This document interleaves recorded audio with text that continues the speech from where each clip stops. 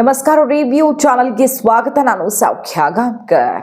ಡಿ.ಕೆ. ಶಿವಕುಮಾರ್ ಅವ್ರಿಗೆ ಸಿಕ್ಕೇ ಬಿಡ್ತಾ ಡೇಟ್. ವೆರಿ ಇಂಟ್ರೆಸ್ಟಿಂಗ್ ಬೆಳವಣಿಗೆ ಆಗ್ತಾ ಇದೆ. ಕರ್ನಾಟಕ ಕಾಂಗ್ರೆಸ್ಸಲ್ಲಿ ಕ್ಷಿಪ್ರ ಬೆಳವಣಿಗೆ ಆಗ್ತಾ ಇದೆ. ಅದರ ಡೀಟೇಲ್ಸನ್ನು ಇಡ್ತಾ ಹೋಗ್ತೀವಿ. ಡೇಟ್ ಮತ್ತು ಟೈಮ್ ವಿಚಾರ ಕೂಡ ಈಗ ಜೋರು ಸದ್ದು ಮಾಡ್ತಿದೆ. ಸಿದ್ದರಾಮಯ್ಯನವರಿಂದ ನೋ ರಿಯಾಕ್ಷನ್. ಮತ್ತೊಂದು ಕಡೆ ಡಿ.ಕೆ. ಸಿ.ಎಂ ಮಾಡೋದಕ್ಕೆ ಅಸಲಿ ಫಾರ್ಮುಲಾ ಏನು, ಹೈಕಮಾಂಡ್ ಎದುರುಗಡೆ ಇಟ್ಟಿರುವಂಥ ಫಾರ್ಮುಲಾ ಏನು ಅನ್ನೋದು ಈಗ ಗಮನ ಸೆಳೆತಿರೋದು. ನೋಡ್ತಾ ಹೋಗೋಣ ಒನ್ ಬೈ ಒನ್. ಮಿಸ್ ಮಾಡಿದ್ರೆ ನಮ್ಮ ಚಾನಲ್ನ ಸಬ್ಸ್ಕ್ರೈಬ್ ಮಾಡಿ, ನಿಮ್ಮ ಅಭಿಪ್ರಾಯ ಕಮೆಂಟ್ ಮಾಡಿ ತಿಳಿಸಿ. ಎಸ್ ವೀಕ್ಷಕರೇ, ಬೆಳಗ್ಗಿಂದ ಎಲ್ಲ ಡೆವಲಪ್ಮೆಂಟ್ಸ್ ನೋಡ್ತಾ ಇದ್ದೀರಿ. ಸತೀಶ್ ಜಾರಕಿಹೊಳಿ ಅವರ ಜೊತೆಗಿನ ಮೀಟಿಂಗು ಎಲ್ಲಕ್ಕಿಂತ ಹೆಚ್ಚು ಗಮನ ಸೆಳೆದಿದ್ದು. ಆ ಬಗ್ಗೆ ಬಹುತೇಕ ಇನ್ಸೈಡ್ ಡೀಟೇಲ್ಸ್ ಎಲ್ಲ ಇಟ್ಟಿದ್ದೀವಿ ನಿಮ್ಮ ಮುಂದೆ, ನೋಡಿರ್ತೀರಿ ಈಗಾಗಲೇ. ಈ ಮೀಟಿಂಗ್ ಆದಮೇಲೆ, ಡಿ.ಕೆ. ಜೊತೆಗಿನ ಮೀಟಿಂಗ್ ಆದಮೇಲೆ ಸತೀಶ್ ಜಾರಕಿಹೊಳಿ ಶಾಸಕರ ಜೊತೆಗೆ ಭೋಜನ ಮಾಡಿದ್ದಾರೆ. ಅಂದರೆ ಅವರ ಆಪ್ತ ವಲಯದ ಶಾಸಕರ ಜೊತೆಗೆ ಸತೀಶ್ ಜಾರಕಿಹೊಳಿ ಅವರು ಭೋಜನ ನೆರವೇರಿಸಿ ಮೀಟಿಂಗ್ ಮಾಡಿದ್ದಾರೆ.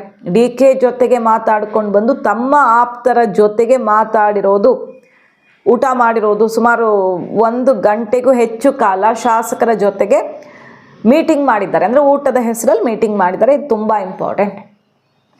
ಏನು ಚರ್ಚೆ ಆಯಿತು ಅನ್ನೋದು ಈಗಾಗಲೇ ಗೊತ್ತಾಗಿದೆ. ಡಿ.ಕೆ. ಶಿವಕುಮಾರ್ ಅವರೇ ಓಪನ್ ಆಗಿ ಹೇಳಿದ್ದಾರೆ, 28ರ ಚುನಾವಣೆ, 29ರ ಚುನಾವಣೆ ಬಗ್ಗೆ ನಾವು ಪಕ್ಷ ಸಂಘಟನೆ ವಿಚಾರ ಮಾತಾಡಿದ್ದೀವಿ ಅಂತ. ಸೊ 28ರ ಚುನಾವಣೆಗೆ ಅಧ್ಯಕ್ಷರಾಗಿ ನೀವಿರ್ತೀರಿ, ಸಿ.ಎಂ ಆಗಿ ನಾನಿರ್ತೀನಿ. ನಮ್ಮಿಬ್ಬರ ನಡುವೆ ಪವರ್ ಶೇರಿಂಗ್ ರೀತಿಯಲ್ಲೇ ಒಂದು ಮಾತುಕತೆ ಆಗಲಿ, ನೀವು ಕೇಳಿದ್ದೆಲ್ಲ ಸಿಗತ್ತೆ. ಅಧ್ಯಕ್ಷ ಕುರ್ಚಿ, ಡಿ.ಸಿ.ಎಂ, ದೊಡ್ಡ ಖಾತೆ, ನಿಮ್ಮ ಆಪ್ತರಿಗೆ ಸ್ಥಾನಮಾನ ಎಲ್ಲ ಸಿಗತ್ತೆ. ಜಮೀರ್ ಅಹಮದ್ ಖಾನ್ ಅವ್ರಿಗೂ ಸಿಗತ್ತೆ. ಈ ರೀತಿಯದ್ದೊಂದು ಮಾತುಕತೆ ಮಾಡಿಕೊಂಡಿರೋದು ಡಿ.ಕೆ. ಅದೇ ಈಗ ಬಹಿರಂಗಗೊಳ್ತಾ ಇದೆ. ಹೈಕಮಾಂಡ್ಗೆ ಅಭಯ ಕೊಡ್ತಿದ್ದಾರೆ, ನಾನು ಎಲ್ಲರನ್ನು ವಿಶ್ವಾಸಕ್ಕೆ ತಗೊಂಡು ಹೋಗ್ತೀನಿ, ಒಂದು ಚಾನ್ಸ್ ಕೊಟ್ಟು ನೋಡಿ ಅಂತ ನಾಯಕರನ್ನು ಮನವೊಲಿಸೋ ಮೂಲಕ ಸತೀಶ್ ಜಾರಕಿಹೊಳಿ ಅವರು ಹೈಕಮಾಂಡ್ ಹೇಗೆ ಹೇಳುತ್ತೋ ಹಾಗೆ ಅಂತ ಬಂದಿದ್ದಾರೆ. ಅದಾದಮೇಲೆ ಪ್ರೆಸ್ ಮೀಟಲ್ಲಿ ಯಾರಿದ್ರು ಇಲ್ಲದೇ ಇದ್ರು ಪಕ್ಷಕ್ಕಾಗಿ ನಾವು ಹೊಂದ್ಕೊಂಡು ಹೋಗಬೇಕಾಗತ್ತೆ ಅನ್ನೋ ಅಚ್ಚರಿಯ ಮಾತು ಹೇಳಿದ್ರು. ರಿಟೈರ್ಡು ಅಥವಾ ಅಧಿಕಾರ ಕಳ್ಕೊಂಡ್ರು ಸಿದ್ದರಾಮಯ್ಯನವರು ಈ ಪಕ್ಷಕ್ಕೆ ತುಂಬ ಇಂಪಾರ್ಟೆಂಟ್ ಅನ್ನೋ ಮಾತನ್ನೂ ಕೂಡ ಅಚ್ಚರಿಯ ದಾಟಿ ಎಲ್ಲ ಆಡಿದ್ರು. ಅದೆಲ್ಲ ಗಮನ ಸೆಳೀತಲ್ವ. ಅದಾದ್ಮೇಲೆ ಈಗ ಭೋಜನ ಕೂಟ ಬೇರೆ ಆಗಿದೆ. ಡಿ.ಕೆ. ಶಿವಕುಮಾರ್ ಅವರ ಆಪ್ತ ವಲಯದಿಂದ ಬರ್ತಿರುವಂಥ ಬಿಗ್ ನ್ಯೂಸ್ ಏನಂದರೆ, ಇನ್ನು 3 ದಿನಗಳಲ್ಲಿ ಡಿ.ಕೆ. ಶಿವಕುಮಾರ್ ಅವರ ಹೆಸರನ್ನು ಘೋಷಿಸಲಿದೆಯಂತೆ ಹೈಕಮಾಂಡ್. ಇದನ್ನು ಅವರ ಆಪ್ತರು ಹೇಳ್ತಿದ್ದಾರೆ, ಇಕ್ಬಾಲ್ ಹುಸೇನ್ ಸೇರಿದಂತೆ ನಾಯಕರುಗಳು ಹೇಳ್ತಿದ್ದಾರೆ. ಇನ್ನು 2ರಿಂದ 3 ದಿನಗಳಲ್ಲಿ ಸುದ್ದಿ ಬರುತ್ತೆ ಅನ್ನೋದು ಪಕ್ಕ ಆಗಿದೆ. ಹಾಗಾಗಿ ನಾವು ಸಂಭ್ರಮದಲ್ಲಿದ್ದೀವಿ, ಬಹಳ ಖುಷಿಯಾಗಿದ್ದೀವಿ. ಅಂದರೆ ಪಕ್ಕ ಆಗಿದೆ ಅಂತ ಹೇಳ್ತಿದ್ದಾರೆ, ಅವರು ಹೇಳಿಬಿಟ್ಟಿದ್ದಾರೆ. 3 ದಿನದಲ್ಲಿ ಎಲ್ಲ ಘೋಷಣೆ ಆಗುತ್ತೆ ಅಂತ ಹೇಳಿದ್ದಾರೆ. ತುಂಬ ಖುಷಿಯಾಗಿದ್ದೀವಿ. ಅವ್ರು ಕೆಲಸ ಮಾಡಿದ್ದಾರೆ, ಹೋರಾಟ ಮಾಡಿದ್ದಾರೆ, ಬೆವರು ಸುರಿಸಿದ್ದಾರೆ, ಅಧಿಕಾರಕ್ಕೆ ತಂದಿದ್ದಾರೆ ಸರ್ಕಾರವನ್ನು. ಸುಮ್ಮನೆ ಓಡಾಡ್ಕೊಂಡಿರೋರಿಗೆ ಕೊಡೋಕ್ಕಾಗತ್ತಾ? ಡಿ.ಕೆ. ಕೊಡೋದು ಬಿಟ್ಟು ಕೆಲವು ವಿಚಾರಗಳನ್ನು ನಾವು ಚರ್ಚೆ ಮಾಡೋಷ್ಟು ದೊಡ್ಡವರಲ್ಲ. ಅವರು ಏನೇನು ಆಗ್ತಾರೆ ಅದನ್ನು ಕಣ್ ತುಂಬಿಕೊಳ್ಬೇಕು ಅಂತ ಕಾಯ್ತಿರೋರು ಅಷ್ಟೇ ಅಂತ. ಗೊತ್ತಿಲ್ಲ, ಅರ್ಜೆಂಟ್ ಬಾ ಅಂತ ಹೇಳೋರು ಹೋಯ್ತಾ ಇದ್ದೀನಿ. ಗೊತ್ತಿಲ್ಲ ನನಗೆ, ನೀನು ಅರ್ಜೆಂಟಾಗಿ ಬಾ ಅಂತ ಹೇಳೋರೆ. ಕೂಡ ಡೆಲ್ಲಿಯಿಂದ ಬಂದಿದ್ರಿ ಸರ್, ಶುಭ ಸುದ್ದಿ ಸಿಗುತ್ತೆ ಸರ್. ಈಗ ನಿಮಗೆ ಅರ್ಜೆಂಟಾಗಿ ಬಾ ಅಂದರೆ ನಿಮ್ಗೆ ಏನಾದರೂ ನೇತೃತ್ವ ಕೊಡ್ತಾ ಇದ್ದಾರೆ? ನನಗೇನು ನೇತೃತ್ವ ಕೊಡ್ತಾರೆ ಗುರು? ನಾನೊಬ್ಬ ಸಣ್ಣ ಶಾಸಕ. ನಾನು ಈ ಜಿಲ್ಲೆಯ ಮಗ. ಡಿ.ಕೆ. ಶಿವಕುಮಾರ್ ಅವರು ಈ ಜಿಲ್ಲೆಯ ಮಗ.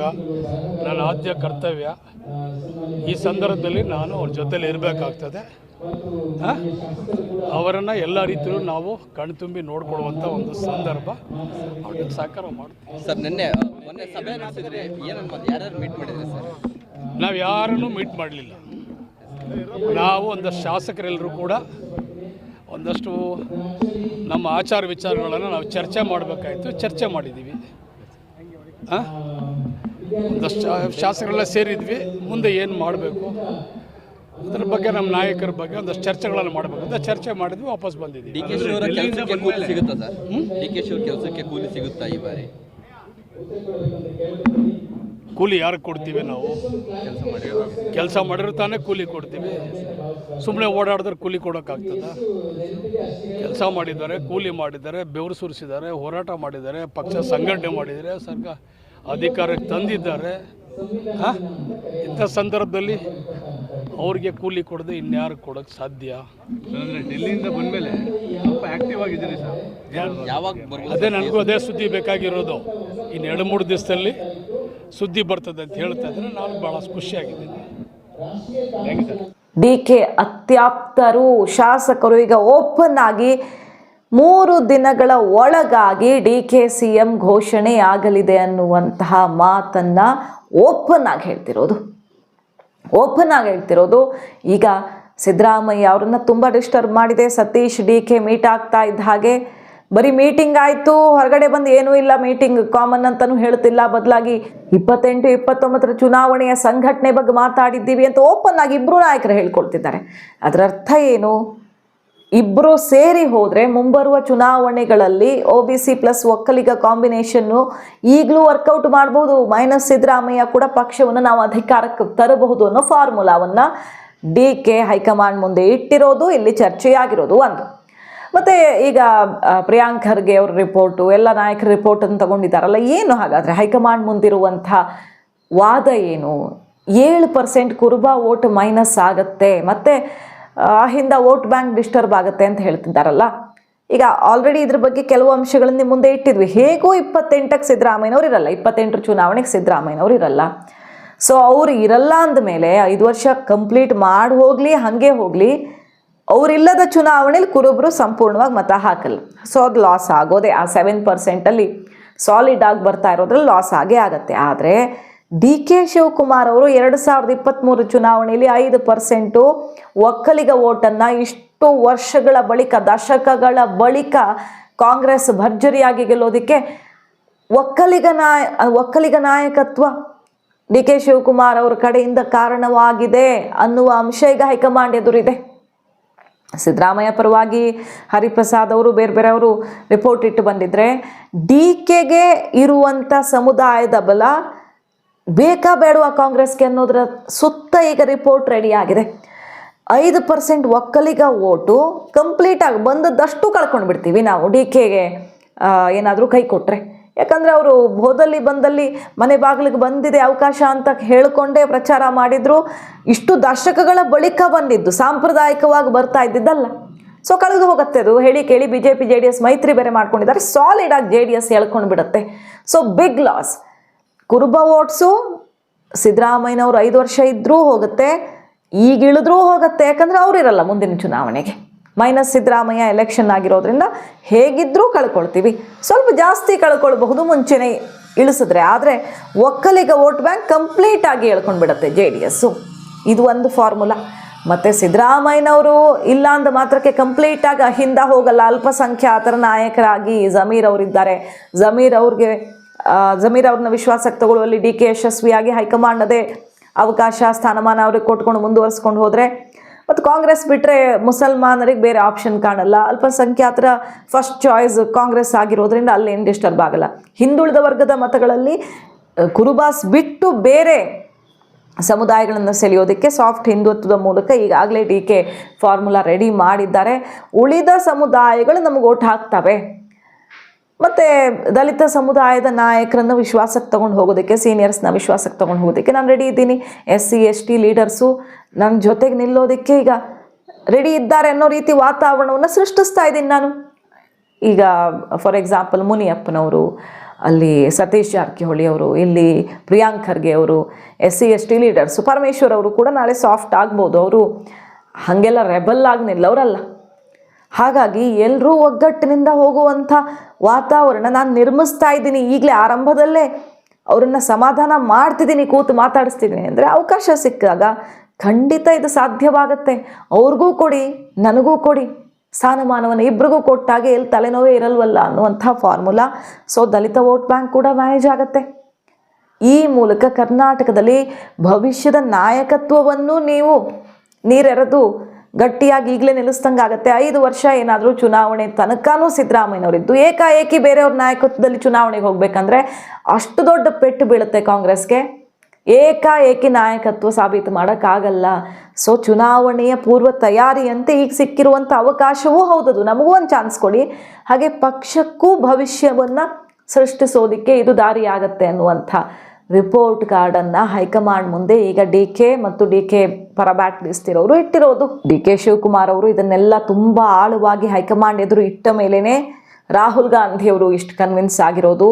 ವಾರದ ಬಳಿಕ ಡಿ ಕೆ ಶಿವಕುಮಾರ್ ಅವ್ರಿಗೆ ಟೆಕ್ಸ್ಟ್ ಮೆಸೇಜ್ ಬಂದಿದೆ, wait I will call you ಅಂತ.